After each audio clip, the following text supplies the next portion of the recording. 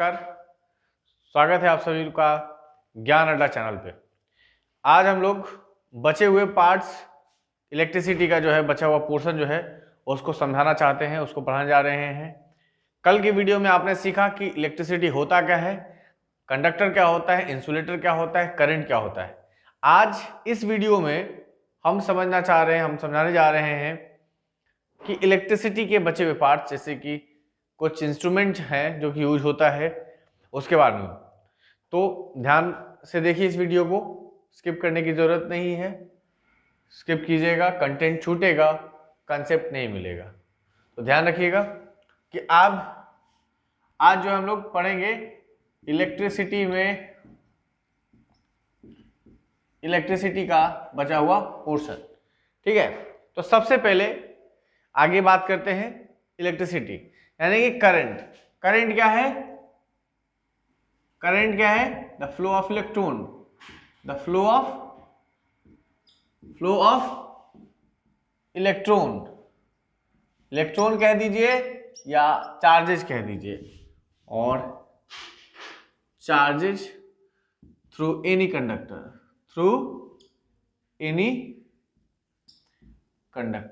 ठीक है, the flow of current और electron, the flow of electron और charges through any conductor is called current. अब इसको कैसे हम लोग करेंगे? इलेक्ट्रिसिटी करंट, आई का सिंबल ए होता है, एम्पियर, जो कल हम लोग बात कर चुके हैं, एम्पियर। ठीक है, तो अगर बात करेंगे 1A इक्वल्स टू 1 कूलम पर सेकेंड के अनुसार अगर इस फॉर्मूला को हम लोग निकाले हैं, कैसे निकाले हैं? तो 1 एम्पियर बराबर 1 कूलम बटा 1 एम्पियर बराबर 1 कूलम पर सेकेंड। 1 कूलम, ठीक है, कूलम पर सेकेंड। ठीक है, अब समझिएगा, कूलम यहां पे है,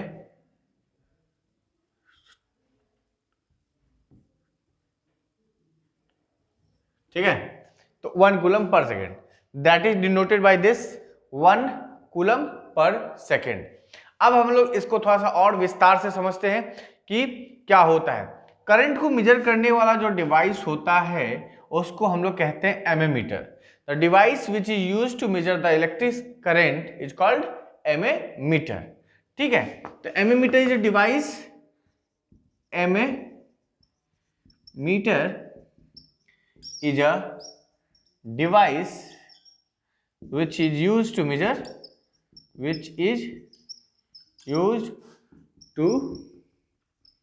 measure electricity और current, इलेक्ट्रिसिटी। क्लियर है? अब बात करते हैं कि करंट और इलेक्ट्रिसिटी। ठीक है, अभी हम लोग इसी के ऊपर और बात करेंगे कि इलेक्ट्रिसिटी और करंट के बारे में। ठीक है, जो नहीं विजिबल होगा हम कोशिश कर रहे हैं कि उसको फ्रेम में लाएं, थोड़ा सा फ्रेम पुट अप करने में समस्या हो सकता है। तो ध्यान ये रखना है कि एमीमीटर क्या है भैया? Ammeter is a device, it is a device which is used to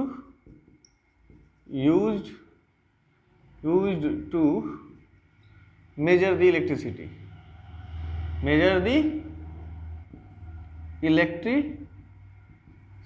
कोई दिक्कत है ना? ठीक है, अब थोड़ा सा इसके ऊपर और हम लोग बात करेंगे कि it is used to measure the electricity.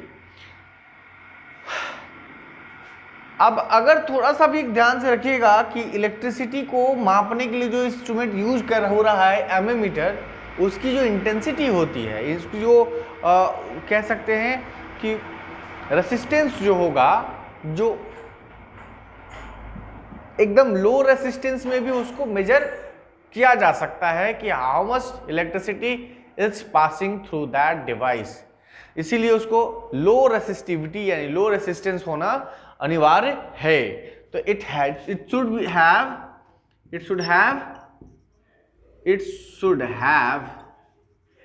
Should have low resistance, ठीक है, it should have low resistance. अब आगे बात करते हैं कि डायरेक्शन ऑफ करंट क्या होता है। तो डायरेक्शन हम लोग जानते हैं कि डायरेक्शन ऑफ करंट जो होता है पॉजिटिव से नेगेटिव की ओर जाएगा। एक करंट निकलता तो सर मान के चलिए कि ये है इमर्सल है, पॉजिटिव है, नेगेटिव है बाहर क्षेत्र में, तो जब फ्लो हो रहा है तो पॉजिटिव से निकल के नेगेटिव की तरफ बढ़ना चाहा। तो अगर हम यहां से निकालेंगे the direction of electric current, direction of electric current, ठीक है, direction of electric current is positive to negative, positive to negative. Clear है। अब आगे बात करते हैं कि इसमें आप इसको मिटा देते हैं, आगे समझते हैं, ठीक है। वीडियो पॉज करके इसको फिर से आप देख सकते हैं, ठीक है।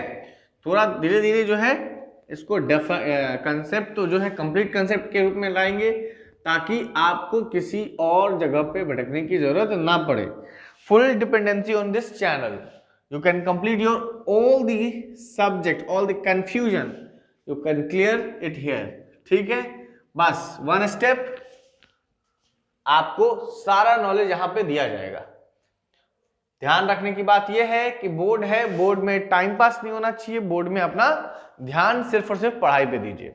बाकी बात करते हैं कि अब अगर बात करते हैं इलेक्ट्रिक सर्किट की बात करते हैं, तो बचपन से हम लोग इलेक्ट्रिक सर्किट का डायग्राम बनाते आ रहे हैं, उसके बारे में टाइम पास नहीं करना है। तो इलेक्ट्रिक सर्किट के बारे में बात करेंगे और जो है उसके बाद ओम्स लॉ के बारे में बात करते हैं। ओम्स लॉ क्या होता है, what is Ohm's law. Ohm's law जो है अगर बात करते हैं कि ओम्स लॉ क्या है, ओम्स लॉ क्या हुआ, ओम्स लॉ क्या है। ओम साहब ने एक डिफाइन किया कि इलेक्ट्रिक करंट जो होता है वो वोल्टेज के ऊपर डिपेंडेंट है। तो I is directly proportional to V, अब I क्या है इलेक्ट्रिक करंट, V क्या है वोल्टेज है, यानी कि पोटेंशियल डिफरेंस है। I यहां पे क्या है, here I is electric current,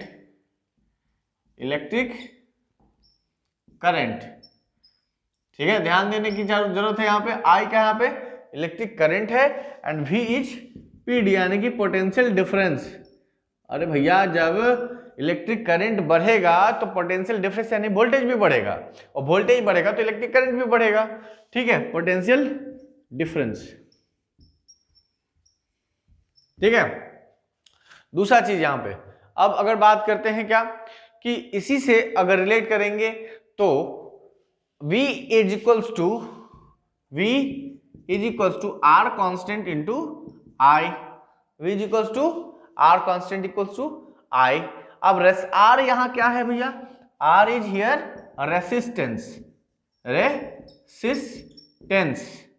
ठीक है, R इज हियर रेसिस्टेंस समझ में आता है, रुकावट करना।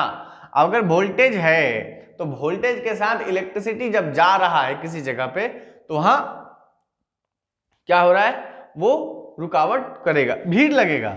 जैसे एक मान के चलिए कि ये रास्ता है और यहां से इलेक्ट्रिक करंट फ्लो हो रहा है तो वोल्टेज बढ़ेगा। जब ज्यादा मात्रा में इलेक्ट्रिसिटी इधर से फ्लो होगा तो इसकी रेसिस्टेंस भी बढ़ेगी, ज्यादा इलेक्ट्रॉन यहाँ घूमेगा, और जब ज्यादा इलेक्ट्रॉन इधर घूमेगा तो रश क्रिएट होगा, तो इसी को बोलते हैं रेसिस्टेंस। इधर निकलेगा तो वोल्टेज क्रिएट दिया, इलेक्ट्रॉन के रूप में इलेक्ट्रिसिटी बाहर आया, ठीक है। अब समझिएगा ध्यान से कि इसी को अगर हम बात करेंगे कि रेसिस्टेंस यहाँ पे क्या है, प्रोपोर्शनैलिटी कांस्टेंट है, so we can write it here like this also, I is equal to V by R, I is equal to V by R।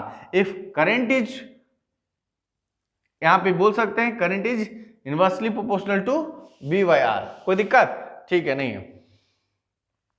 अब यहां पे लिख सकते हैं, एक छोटा सा लाइन लिखिएगा, लिख सकते हैं, क्या लिख सकते हैं? ठीक है, देखिए छोटा छोटा बात है, ध्यान से समझिएगा, नंबर नहीं कटेगा, तो ओम्स लॉ जो है पक्का पक्की आएगा एग्जाम में, तो इसको थोड़ा सा ध्यान से याद कर लेना है।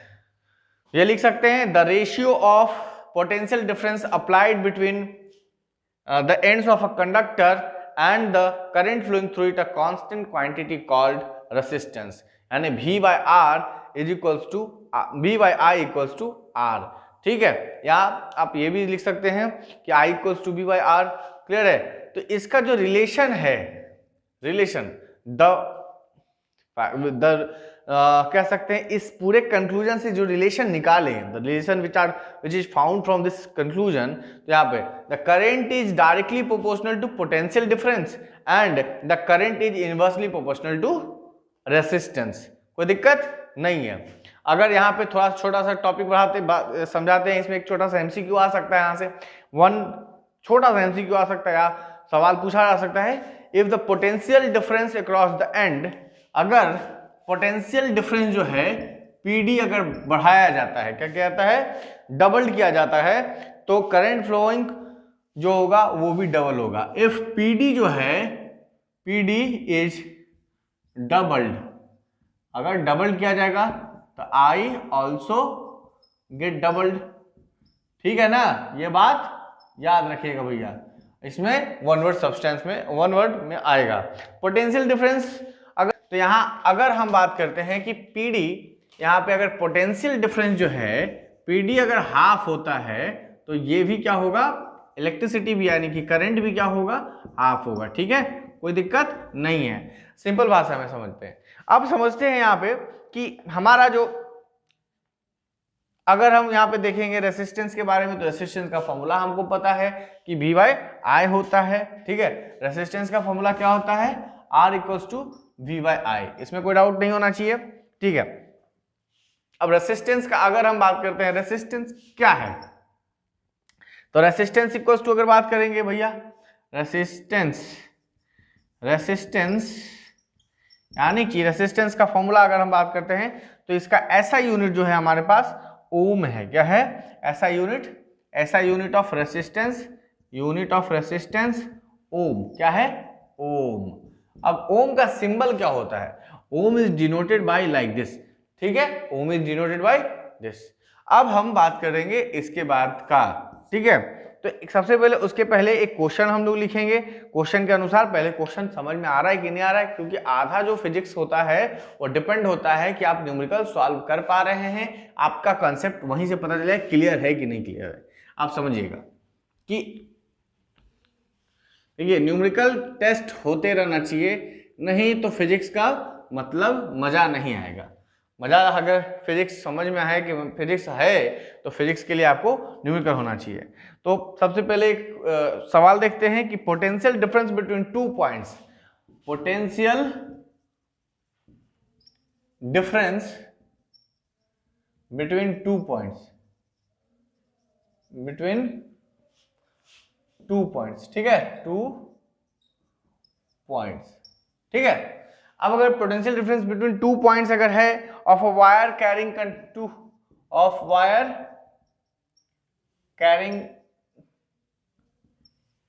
Carrying 2 ampere. ठीक है, यहां बहुत पॉइंट्स जो है ध्यान देखना है। करंट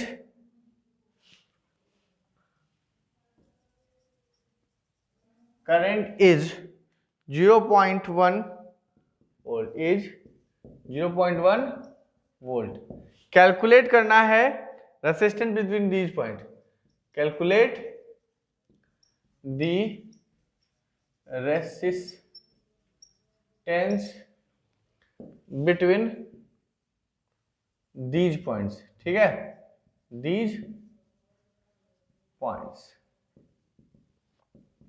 ठीक है, तो सवाल जो है हमको यहाँ पे पता है, थोड़ा सा समय देते हैं। पोटेंशियल डिफरेंस जो है आप लोग फटाफट देखिए कि potential difference between 2 points of a wire carrying 2 ampere, current is 0.1 volt. ठीक है, कैलकुलेट करना है आपको रेसिस्टेंस दोनों पॉइंट के बीच का। तो सबसे पहले बात करते हैं कि हमको क्या क्या मालूम है, गिवन टर्म हमको पता होना चाहिए, क्या क्या दिया हुआ है सवाल में। फिजिक्स का मतलब यही है, क्वेश्चन को इतनी बार पढ़ो कि दिया हुआ शब्द आंसर बकना शुरू कर दे। आंसर कैसे पता चलेगा कि हियर क्या क्या दिया हुआ है, गिवन में क्या क्या दिया हुआ है। तो गिवन में हमें समझ लीजिए, गिवन में हमारे पास वोल्ट नहीं दिया हुआ है, सॉरी क्या क्या दिया हुआ है, बिटवीन 2 पॉइंट्स, यहाँ पे आई दिया हुआ है। आई कितना दिया हुआ है, आई दिया हुआ है आपको 2 एम्पेयर, 2 एम्पेयर। ठीक है, वोल्ट दिया हुआ है 0.1 दिया हुआ है। तो आपको आर निकालना है, क्या निकालना है, आर निकालना है। सिंपल भाषा है, निकल जाएगा। तो कैसे निकलेगा, तो अगर हमको आर निकालना है तो फॉर्मूला क्या है, R equals to V by I, V by I है। तो R equals to V by I है हमारा रेसिस्टेंस फाइंड आउट करने का फॉर्मूला। तो आर क्या है हमारे पास नहीं पता, आर को लिख देंगे आर जैसे पे। ठीक है, और यहाँ पे 2 लिखेंगे, यानी कि 0. आर को 2 लिखेंगे, 0.1 होगा, अब बटा 2, तो दशमलव हटा दीजिए भैया, यहाँ रख दीजिए, सवाल बन गया। आपका कितना आ जाएगा, तो आर इक्वल्स टू 0.05 होगा, कितना होगा, तो यहाँ पे 0.05, ये क्या है, इसका यूनिट कितना है, ओम मीटर। ठीक, ओम होगा। ठीक है, ओम आपका हो जाएगा रेसिस्टेंस का वैल्यू। ठीक, सवाल समझ में आ गया, नहीं समझ में आता है तो आपको क्लियर कट में फिर उसमें डालिए, कमेंट बॉक्स में डालिए, आपको फिर से समझाया जाएगा। जो भी डाउट लगता है उसका, उस टॉपिक को हम फिर से समझाने के लिए तैयार हैं। बस कमेंट बॉक्स में आपको कमेंट डालना है कि इस टॉपिक में समस्या और है। ठीक है, अब की बात करते हैं कि क्या करना है हमको, कि थोड़ा सा आगे बात कर लेते हैं। ठीक है, और हमें इस चैप्टर में यही ध्यान देना है कि कोई चीज अगर दिक्कत है तो समझ जाइएगा। अच्छा, एक छोटा सा टॉपिक इसमें और है कि रेसिस्टर जो होता है, रेसिस्टर क्या काम करता है, वो एक प्रकार का हीटिंग एजेंट तैयार करता है। क्या करता है, हीटिंग एजेंट तैयार करता है। हीटिंग एजेंट अगर अच्छा रहेगा तो आपका जो अप्लायंसेस है हीट अच्छा करेगा, टिकेगा ज्यादा। लाइक टोस्टर, हीटर, क्या बोल सकते हो उसको, ओवन, इस प्रकार के जो एलिमेंट है वो एक प्रकार के रेसिस्टर्स के कारण ही इतना हीटिंग एजेंट तैयार करता है। ठीक है, अब हमको अगर किसी भी प्रकार का डाउट है इस टॉपिक में, अगला वीडियो लेकर के आएंगे इसके आगे का, तो बने रहिए वीडियो पे, चैनल पे। इस टॉपिक में खासकर अगर कोई प्रॉब्लम होगा तो कमेंट बॉक्स में एकदम निश्चित डालिए कि हाँ इस टॉपिक में प्रॉब्लम है, तो हम उस टॉपिक को क्लियर करने के लिए कोशिश करेंगे। ठीक है, वीडियो पसंद आए तो लाइक शेयर सब्सक्राइब करें और शेयर करें। ठीक है, थैंक यू।